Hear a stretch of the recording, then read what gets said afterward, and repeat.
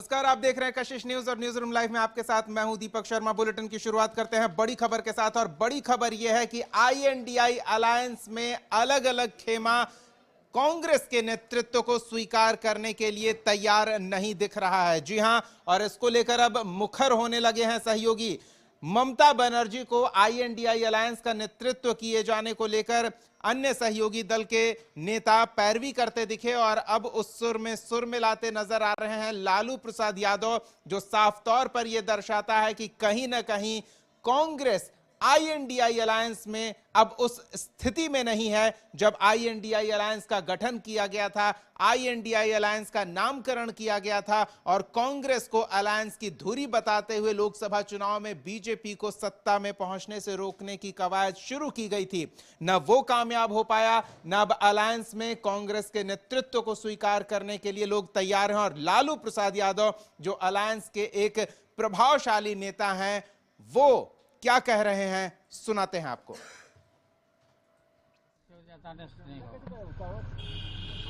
ममता को मुख्यमंत्री नीतीश कुमार यात्रा पे जा रहे लालू जी। अच्छा है, जा रहा है तो अब तो ममता जी को जो दिया जाए। हाँ दे दे। 25 में बोल रहे सरकार फिर से बना रहे हैं लालू जी। हाँ बनाएंगे हम लोग। कांग्रेस की वजह से नहीं होगा। ममता को मुख्यमंत्री नीतीश कुमार यात्रा पे जा रहे हैं लालू जी। अच्छा है, जा रहा है तो अब तो ममता जी को जो दिया जाए। हाँ दे दे। 25 में बोल रहे सरकार फिर से बना रहे हैं लालू जी। हाँ बनाएंगे हम लोग। तो नेतृत्व ममता को दिए जाने की पैरवी हो रही है। लालू प्रसाद यादव ने बस साफ तरह से कहा हाथ दे दो। कांग्रेस के नेतृत्व पर सवाल खड़ा हो रहा है और जब अलायंस में इस तरह की स्थिति आ रही है तो विपक्ष मजे लेता दिख रहा है, तंज कसता दिख रहा है। सियासी बयानों की बाढ़ सी आ गई है। कुछ बयान सुनाते हैं आपको, सुनिए।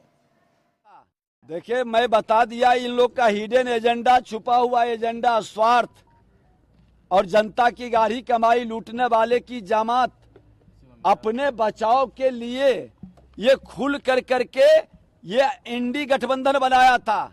जनता नकार दी। अब इन लोगों को लगता है कि इस बैनर के तले चेहरा नहीं छुप सकता, तो अब नाटक शुरू किया है कोई नया बैनर का। अराजकता उत्पन्न करना, लोगों को उत्तेजित करना, उन्माद पैदा करके तुष्टीकरण की राजनीति में फिर कोई नया बैनर की शुरुआत करेंगे। कांग्रेस से सारे पिछड़े बारी बारी कांग्रेस को अब इंडी अलायंस से भी धक्का मारकर उनके अलायंस बाहर कर रहे हैं। राहुल गांधी की लीडरशिप कोई भी मानने को तैयार नहीं है। जॉर्ज सोरोस के अलावा कोई उनके साथ, राहुल गांधी के साथ नहीं खड़ा है, क्योंकि राहुल गांधी और कांग्रेस पार्टी जॉर्ज सोरोस का पूरी तरह एजेंटगिरी कर रहे हैं हिंदुस्तान के अंदर और भारत विरोधी जो अभियान है उसका हिस्सा बन रहे हैं। इंडिया का कोहराम अब सड़कों पर उतरने लगा है। जिस तरह से लालू प्रसाद जी और अलग अलग घटक दलों के नेताओं के बयान नेतृत्व को लेकर के उभर रहे हैं, एक ऐसा गठबंधन जिसका कोई वजूद नहीं हो, जो लगातार एक दूसरे के खिलाफ लड़ने वाली पार्टियों का गठजोड़ हो, जो मुद्दों पर सहमत नहीं हो, जहां चेहरे पर कोई सहमति नहीं हो, उस गठबंधन का केवल औपचारिक विसर्जन समारोह ही आयोजित होना बाकी है। इस गठबंधन का कोई भविष्य नहीं है। एक बड़े पूंजीपति के घर में जब शादी हुई थी तो जो जो लोग उसमें गए थे वही लोग उनके ऊपर सवाल उठा रहे हैं जो लोग नहीं गए थे। तो ये चिंता का विषय बहुत नहीं है, बैठ करके सब तय हो जाएगा।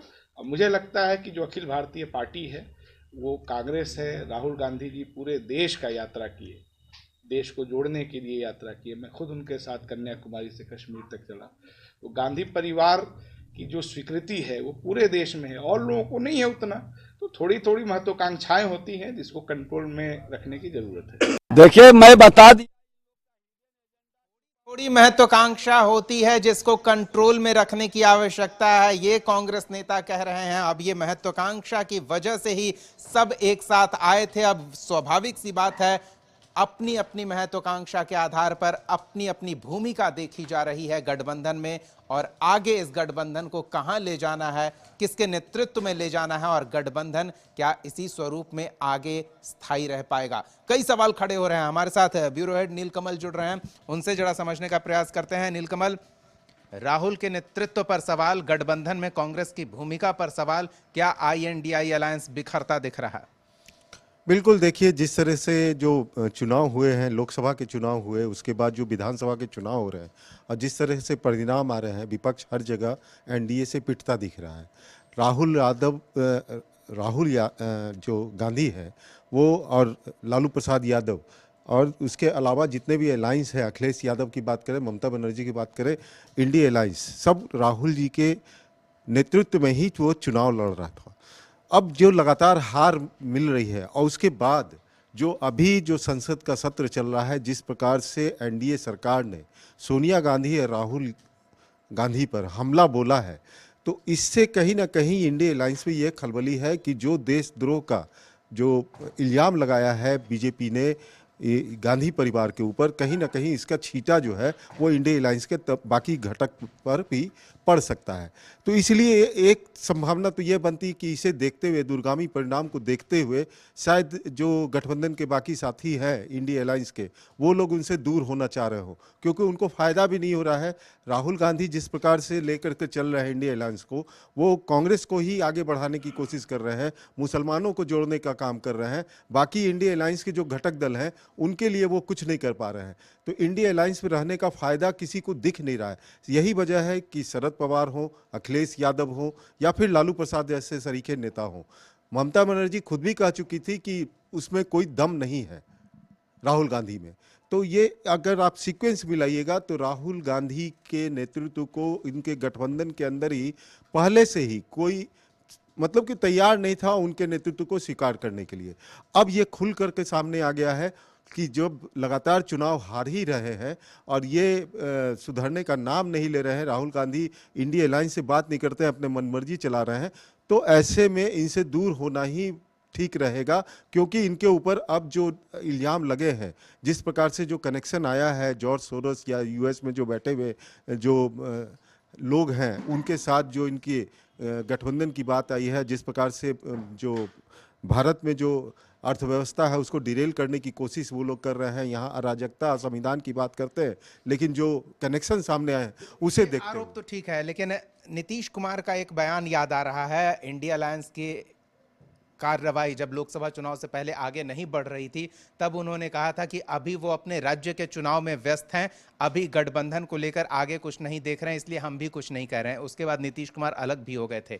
तो क्या अब जब राज्य का चुनाव आने वाला है, लोकसभा चुनाव तो अब है नहीं, 5 साल बाद अब वो परिस्थितियां आएंगी कि पूरे देश में एकजुट गठबंधन हो, तो अब अपनी अपनी महत्वाकांक्षा अगर लोग तलाश रहे हैं तो गलत क्या है? और बिहार में अगर लालू प्रसाद यादव कांग्रेस को उसकी स्थिति दिखा रहे हैं, उसका स्थान बता रहे हैं, तो ये 25 के चुनाव के नजर से तो नहीं देखा जाएगा? अगर आप देखिएगा अभी, अगर 25 के चुनाव के मद्देनजर भी अगर आप उसको देखते हैं तो कहीं ना कहीं इंडिया अलायंस को ही घाटा है यहाँ पर। क्योंकि अगर आप देखिएगा एक मुश्त वोट 5 से 6% जो वोट है वो कांग्रेस का तो है ही है ना यहाँ, तो वो किस में जुड़ता है? इंडिया अलायंस में जुड़ता है, यानी महागठबंधन में जुड़ता है। लोकसभा चुनाव में भी आप देखिए कि अगर 10 सीट उन लोगों को आ गया महागठबंधन को, तो वो कांग्रेस के 5% वोट के कारण ही है। अगर कांग्रेस को ये लोग छोड़ देते हैं, अगर नेशनल लेवल पर राहुल गांधी का बायकॉट अगर कर रहे हैं ये लालू प्रसाद यादव, ममता बनर्जी, अखिलेश यादव, शरद पवार जैसे लोग, तो इसका मतलब यह है कि राज्य में भी इसका असर देखने को मिलेगा। तो अगर ये 5% जो वोट बैंक है कांग्रेस का, अगर ये इंडिया अलायंस से हटता है तो इसका फायदा किसको होगा? निश्चित तौर पर एनडीए को होगा, क्योंकि ये 5% जो है वोट है वो कांग्रेस अकेले दम पे लाएगी, यानी इंडिया अलायंस का 5% वोट कम होगा। तो कहीं ना कहीं ये देखा जा रहा, लालू प्रसाद जैसे नेता को यह बात समझ में नहीं आएगी ऐसा नहीं है। वो देख रहे हैं कि उसके ऊपर चार्जेस क्या लग रहे हैं इस बार। अडानी मोदी का नाम लेते हुए आज भी संसद में जो बवाल काटा जा रहा है कांग्रेस के द्वारा, तो वो लालू प्रसाद यादव जैसे नेता दूर का सोचते हैं। वो देख रहे हैं कि इस मामले में सोनिया गांधी हो या राहुल गांधी हो बुरी तरह से जकड़ चुके हैं। इससे जितना जल्दी पिंड छुड़ाओ, क्योंकि लोगों की मानसिकता होती है, जनता क्या होता है ना, कोई चीज अगर चिपकता है उसके ऊपर, तो राहुल गांधी को खुलकर बीजेपी ने देशद्रोही गद्दार कहा है। आप सुने होंगे संबित पात्रा को, तो उन्होंने खुलकर गद्दार और उनको देशद्रोही कहा है। ऐसे में जब ये कह रहे हैं, बीजेपी के सांसद भी हैं, प्रवक्ता भी है, और वो सरकार के बिना इशारा के नहीं कर रहे हैं, इसका मतलब पुख्ता प्रमाण है। तो ऐसे में जब प्रमाण है, बीजेपी जब ठोक कर कह रही है कि वो गद्दार हैं, तो ऐसे में आप समझिए कि पब्लिक का सेंटीमेंट कहाँ जाएगा। और इस बीच में अगर ये लोग कमल, दाग किस पे नहीं है? आईएनडीआई अलायंस में कोई ऐसा नहीं है जिस पे आरोप न लगे हों, जिसके विरुद्ध सीबीआई या ईडी की कार्रवाई नहीं चल रही हो, तो लगता नहीं कि इन तरह के आरोपों से लोग डरने वाले होंगे। सब तो वही है, इंडिया अलायंस पे यही कहा जाता है कि सब काले कारनामे करने वाले बीजेपी के डर से एकजुट हुए हैं, तो आरोपों को लेकर इतना चिंता करते होंगे, ये सही नहीं लगता। नहीं दीपक, आप इस चीज को समझिए। आप एक मामूली यहाँ पर अगर चोर है या कोई अगर किसी की हत्या करता है यहाँ, तो वो क्रिमिनल है, यहाँ कर रहा है कांड ना, यहाँ कर रहा है। अगर वही जाकर के अगर विदेश में करता है कोई कांड, तो आप समझिए कि क्या इंटरनेशनल मामला बनता है ना। तो आप ये देशद्रोह को और क्राइम से और भ्रष्टाचार से नहीं जोड़ सकते हैं। देशद्रोह का मामला आप देश के प्रति जो है ना द्रोह कर रहे हैं, यानी देश को नुकसान पहुंचाना चाह रहे हैं। वहां अगर आप हत्या कर रहे हैं या किसी के साथ भ्रष्टाचार कर रहे हैं, तो एक विभाग को आप अपने अंदरूनी किसी स्टेट को नुकसान पहुंचा रहे हैं, वो देश के साथ आप विद्रोह नहीं कर रहे हैं। ये दिलचस्प बात है। धन्यवाद नीलकमल, वक्त का अभाव है। तो ये है कि राहुल गांधी की छवि मलिन करने की कोशिश की जा रही है, राहुल गांधी के दामन पर दाग लगाया जा रहा है, और ये दाग देशद्रोह के नाम से लगाया जा रहा है। और शायद ये वजह है कि उनसे अन्य सहयोगी दल के नेता किनारा करना चाह रहे हो, जैसा हमारे सहयोगी नीलकमल ने बताया है। देखना दिलचस्प होगा, क्योंकि 25 का चुनाव है और चुनाव में गठबंधन के सहयोगी अपने लिए बड़ा हिस्सा चाहेंगे, बड़ी संख्या चाहेंगे सीटों के बंटवारे के दौरान। तो एक प्रयास ये भी है कि दबाव अभी से बनाया जाए। तो क्या लालू यादव का बयान उस कड़ी में था? समय बताएगा। फिलहाल समय हो चला है एक छोटे से ब्रेक का। ब्रेक के बाद रुख करेंगे झारखंड का। झारखंड विधानसभा का विशेष सत्र चल रहा है। आज क्या कुछ खास हुआ, कल क्या होने वाला है, सब बताएंगे आपको इस छोटे से ब्रेक के बाद। बने रहिए हमारे साथ।